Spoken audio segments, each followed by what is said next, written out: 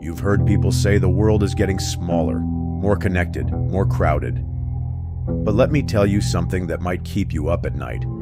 Isolation isn't about how many people are around you. It's about how alone you really are when no one can hear you scream. These stories aren't fiction. They're not campfire tales designed to send a shiver down your spine. They're confessions from real people who discovered something terrifying about the middle of nowhere, a place where the emptiness isn't just silent, it's predatory, where the landscape doesn't just hide secrets, it hunts. Some places look peaceful on the surface, a deserted highway shimmering with heat, a quiet cabin nestled in endless prairie grass, a remote forest trail where the trees seem to breathe. But looks can be the most dangerous lie of all. Because predators don't need crowds. They need vulnerability. They need that moment when you realize no one is coming to save you. These aren't stories about monsters with claws or supernatural beings. These are stories about something far more terrifying. The human capacity to hunt, to wait, to claim. About those moments when the space between safety and danger is nothing more than a locked car door, a bolted cabin window, or the crunch of footsteps just behind you on a lonely trail. Trust is a luxury in the middle of nowhere. Your instincts are your only weapon, and sometimes even they might not be enough. If these stories make you rethink isolation, you're not alone. Because the scariest places aren't always haunted. Some are just too far from help. Some are waiting for you to make just one mistake. I work night shifts at a hospital in Victorville. 12 hours on my feet, 3 nights a week, sometimes 4. By the time I clock out, the whole world feels like it's moving underwater. Tired doesn't even begin to cover it. That morning, in late July 2022, the sun was already brutal by the time I finished. I grabbed a stale coffee from the vending machine, said goodbye to the few co-workers still staggering around, and hit the road for home. My place was about an hour away, tucked toward the outskirts of Barstow. The drive usually helped me decompress. Windows down, some music humming low, empty desert rolling by. There's a stretch of highway between the hospital and home where there's nothing for miles. No gas stations, no stores, no cell towers, just sand, rocks, and that endless ripple of heat waves across the asphalt. About halfway through that stretch, my car's temperature gauge started creeping higher. I tapped the dashboard like that would help. The AC coughed out hot air and a warning light blinked on. I pulled onto the shoulder, engine knocking. I killed the ignition.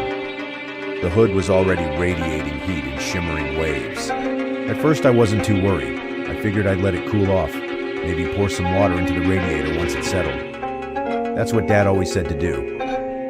I popped the hood and stepped out immediately, regretting it. The sun felt like it could peel the skin off my bones. I checked my phone. No service. Typical. I twisted the water bottle I had, but it was already half empty from my drive home and lukewarm at best. I leaned against the driver's door, squinting down the road, not a car in sight in either direction. The heat made the empty highway look like it was underwater.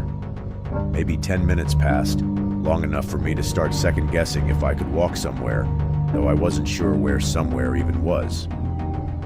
I was about to pop the trunk for my emergency kit when I heard the sound of an engine approaching.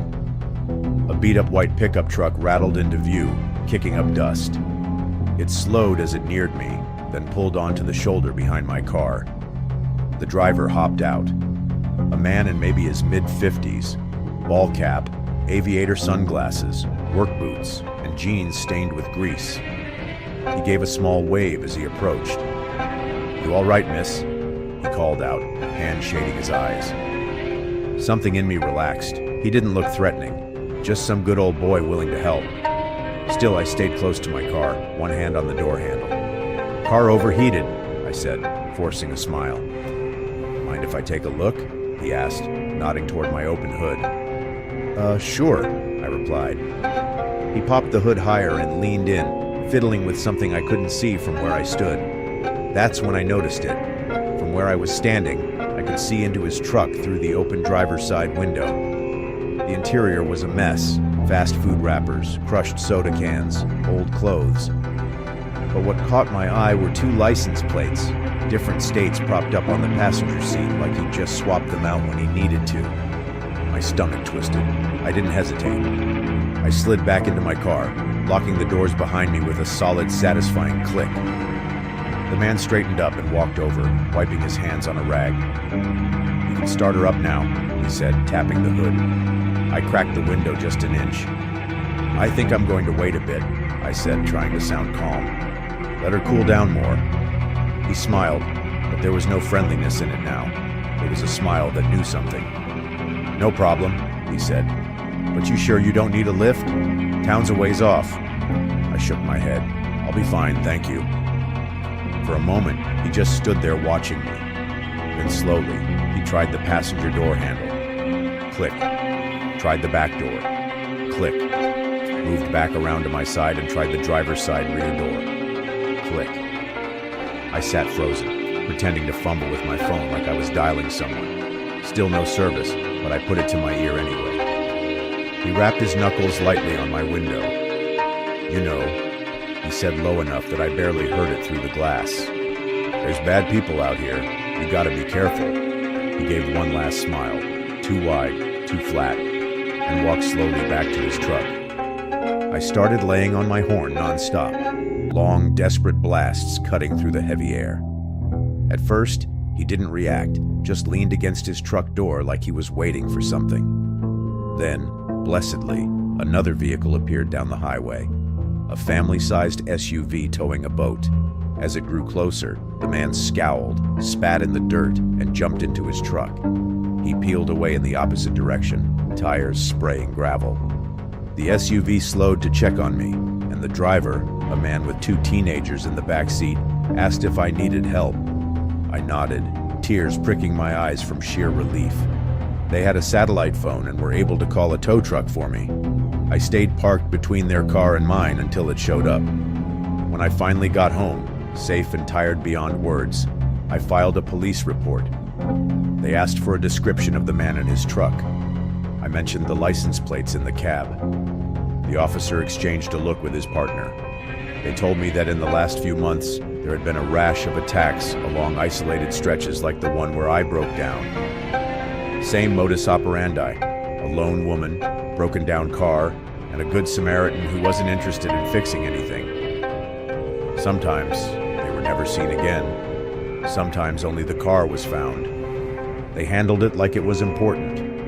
I gave them every detail I could remember. The make of the truck, the plates I saw, the man's face. But I don't know if they ever caught him. They didn't tell me. For weeks after that, I jumped every time a car slowed down near me.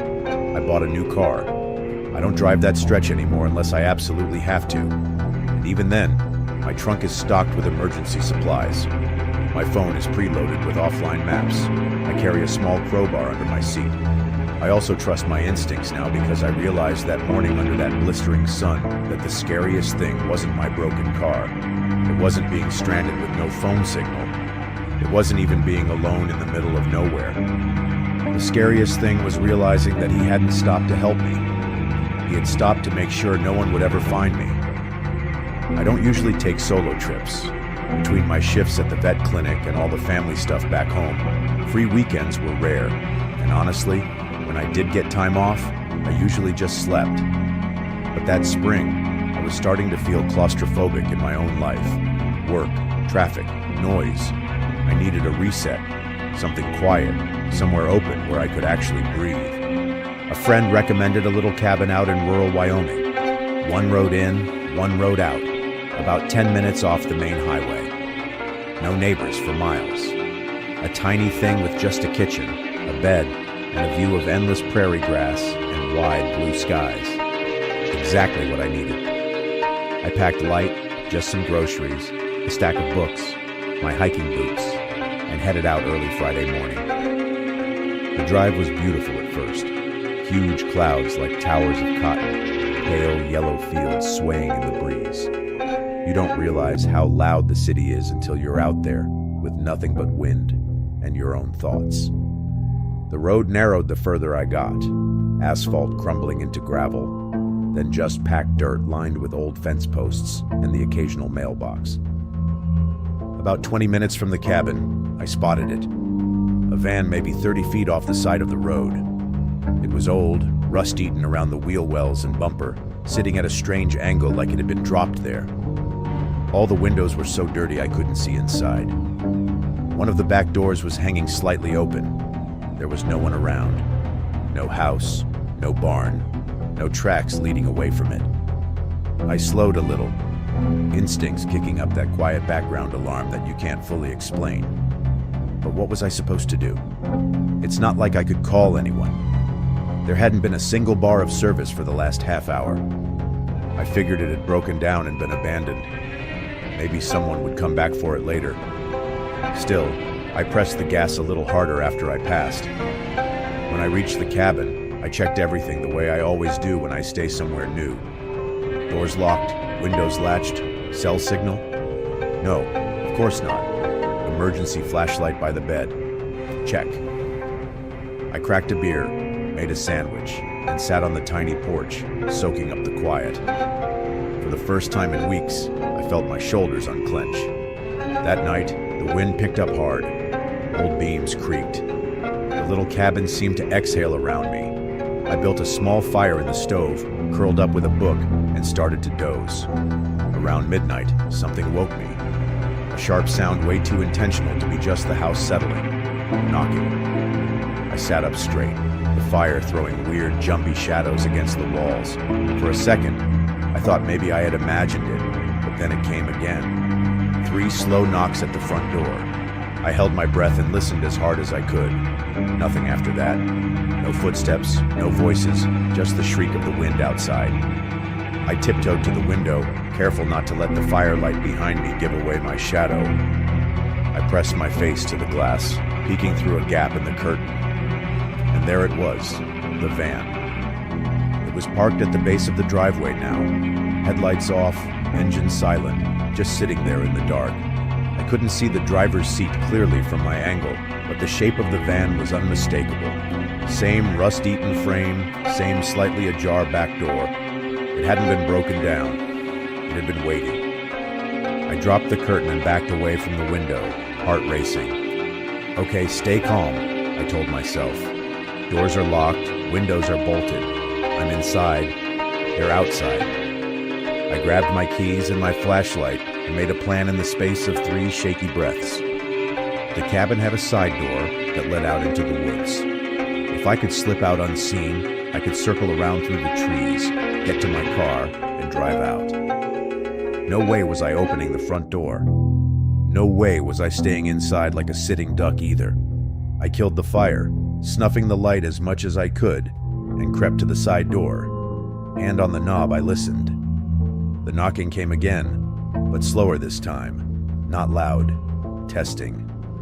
I slipped out, shutting the door behind me with agonizing slowness. The cold hit me like a slap. I crouched low and ran straight into the black wall of trees. Branches whipped against my arms and face.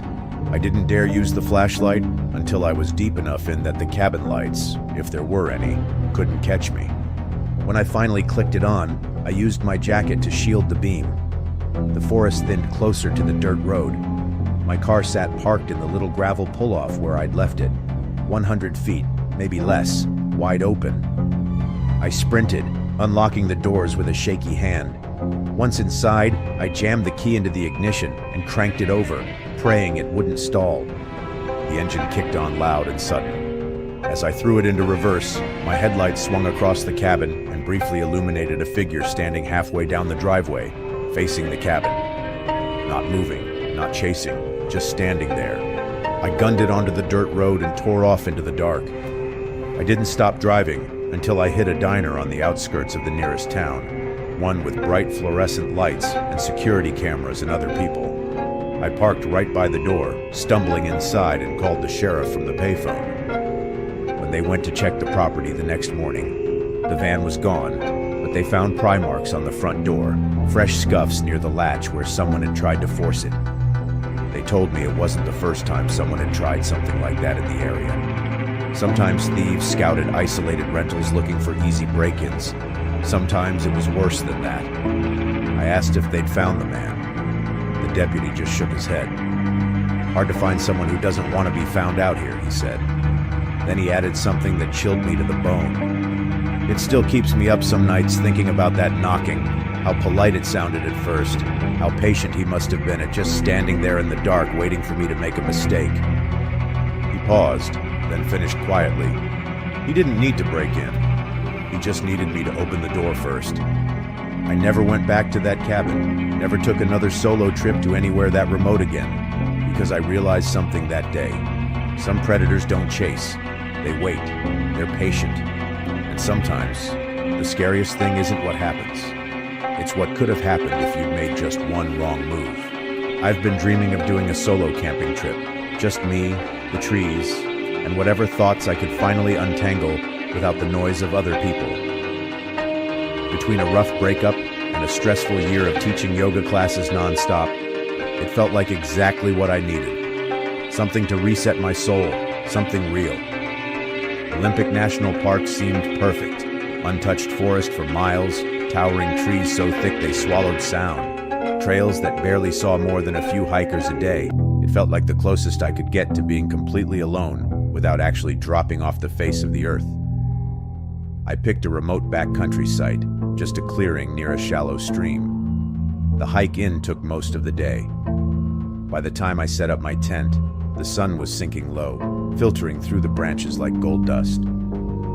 That first evening was beautiful. I made a tiny fire, read a few chapters of the novel I'd been meaning to finish, stretched out under the fading light, and listened to the wind comb through the treetops. For the first time in months, I wasn't anyone's teacher, friend, sister, or daughter. I was just there existing.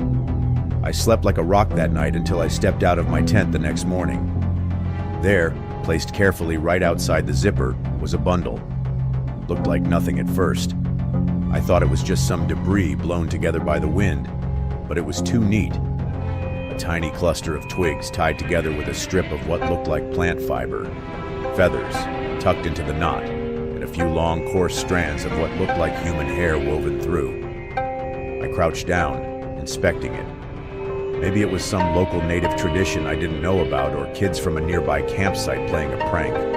It didn't feel threatening, just odd. I left it there, brushed my teeth, made some coffee, and set off for a day hike deeper into the park.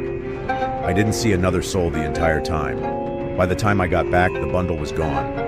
I told myself an animal had dragged it off. It was fine. Everything was fine. That night it rained. The sound of it drumming against the tent was oddly soothing. I dozed off quickly, cocooned in my sleeping bag, feeling safer than I probably should have. Sometime deep into the night, I woke up to a strange feeling. Not a sound, not a sight, just that prickle you get when you're being watched. I stayed frozen for a while, straining to hear anything over the rain.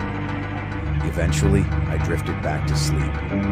When I woke up the next morning, the tent smelled faintly of wet earth and something else, something musky and wrong. I unzipped the door and looked outside. Nothing. But when I turned around to gather my things, my stomach dropped. Another bundle.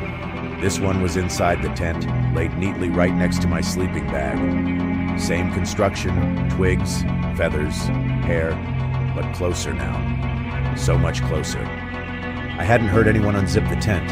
I hadn't seen anyone. How could someone have gotten in without waking me? I threw my stuff together faster than I ever had, heart racing and fingers fumbling over buckles and straps. My plan was simple.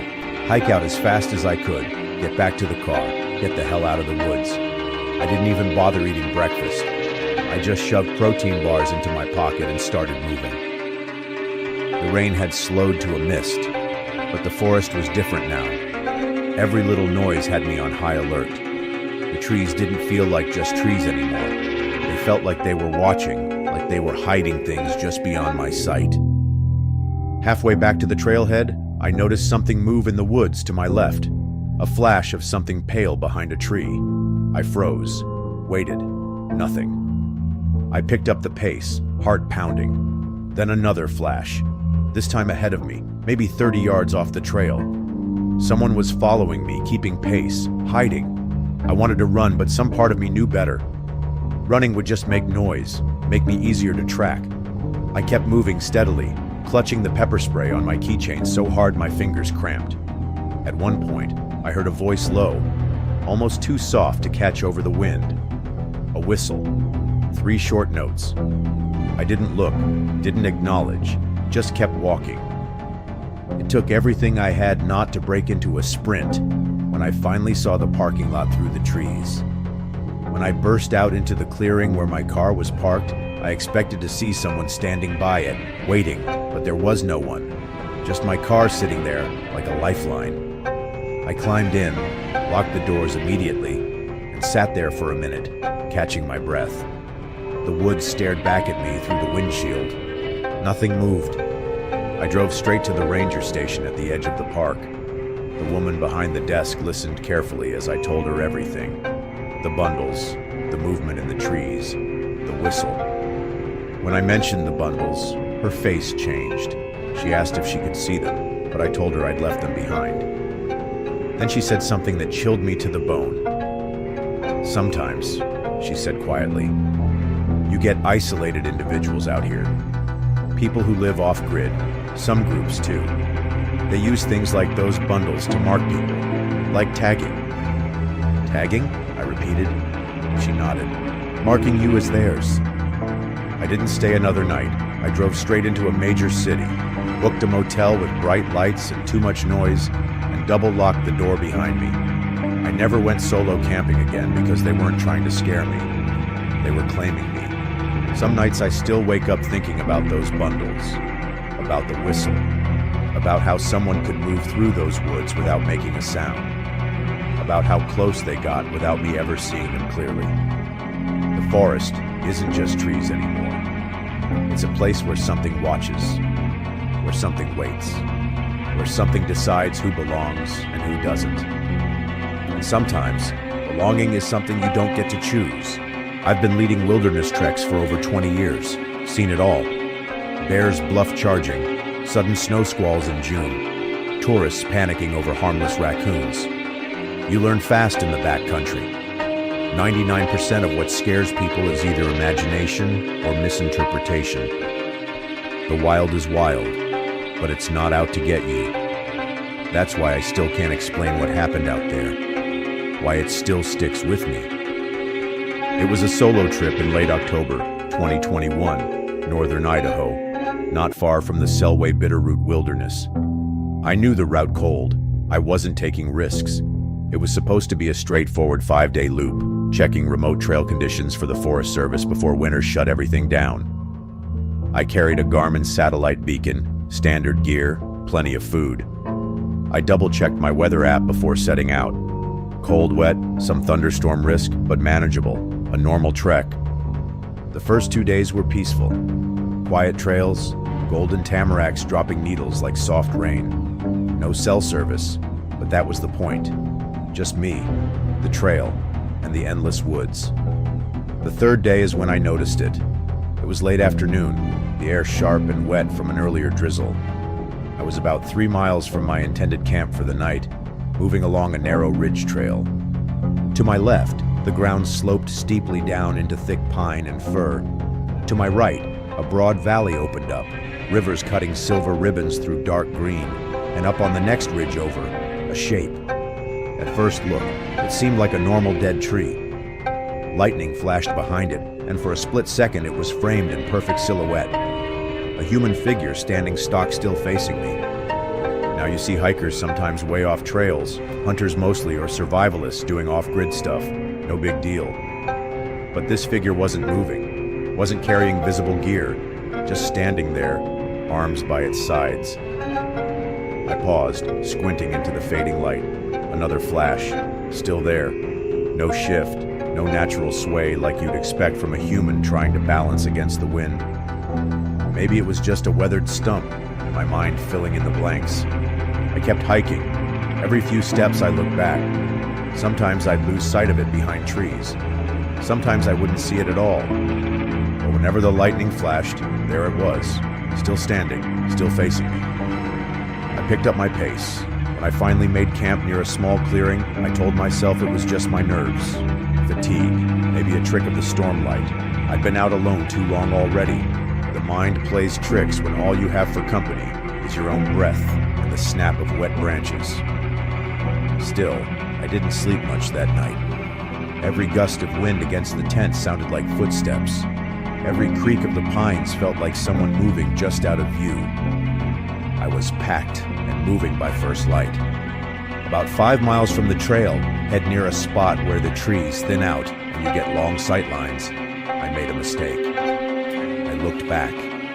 There across the small valley, maybe 200 yards out, was the same figure, still unmoving, still watching. It was broad daylight now. No storm, no tricks of the eye. I couldn't make out a face, just the outline.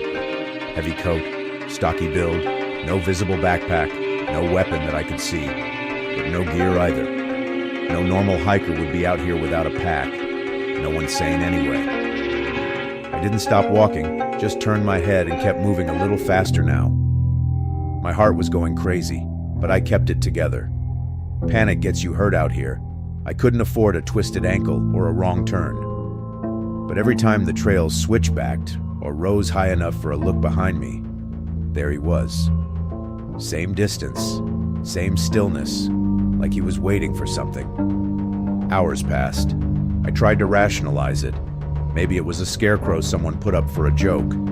Maybe I'd cross paths with a backcountry ranger later who'd laugh and say, "Oh yeah, that's old man Marker. Been there for years."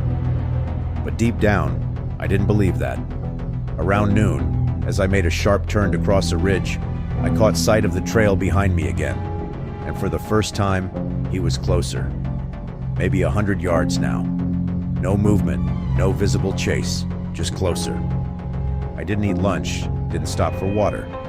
I forced my legs to keep moving, counting steps in sets of 10 to stay focused. The wind picked up in the afternoon, gusting through the trees hard enough to bend trunks.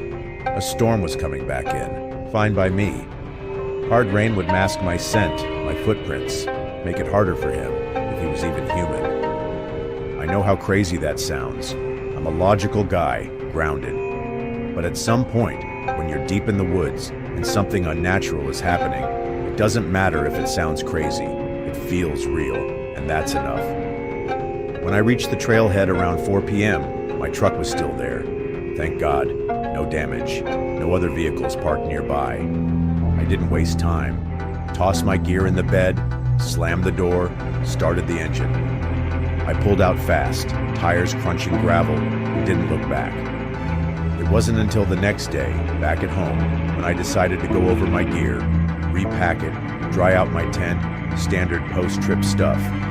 That's when I noticed it. Mud on my sleeping bag. On the inside, small streaks, like someone had touched it with dirty fingers. As if someone had stood outside my tent, right where my head would have been, just standing, watching. I didn't tell anyone right away. Who would believe it? Even my wife would just say I was overtired, reading too much into nothing. Maybe she'd be right. But even now, months later, when the storms roll in and the house goes dark, I sometimes catch myself looking out the window at the tree line, expecting to see that figure standing there, waiting, watching. I don't know when he stopped following me, but some nights I'm not sure he ever did, because the wilderness isn't just trees and trails. Sometimes it's something else entirely. Something that watches, something that follows, something that chooses when and if to let you go. If these stories have done anything, they've shown you that isolation isn't just about being alone. It's about being vulnerable. Those empty spaces between civilization, the deserted highways, the remote cabins, the silent forests, they're not just landscapes, they're hunting grounds. Each of these stories could have ended differently. One wrong move, one moment of hesitation, one decision to be kind, to be curious, to be trusting. That's all it takes. These aren't just horror stories. They're survival guides disguised as nightmares. Remember, your instincts are your first line of defense. That feeling in your gut when something seems off? Listen to it. Trust it. It doesn't matter if you sound paranoid. It doesn't matter if you look ridiculous. Survival is more important than politeness. If you're watching this, you're already part of the Verified Fears community. A community that understands the world isn't always what it seems. A community that knows true horror isn't about monsters or ghosts. It's about those moments when you realize how thin the line is between safety and danger. So here's what I need you to do. Like this video if these stories made your skin crawl. Subscribe to Verified Fears for more real-life horror that will make you think twice about your next solo trip. Share this with someone who needs a reminder to trust their instincts. Comment below which of these stories terrified you the most. And remember, some predators don't chase, they wait, they watch. And sometimes, the scariest thing isn't what happens. It's what could have happened if you hadn't been paying attention. Stay sharp, stay safe, and never underestimate the darkness waiting in the middle of nowhere. See you in the next nightmare.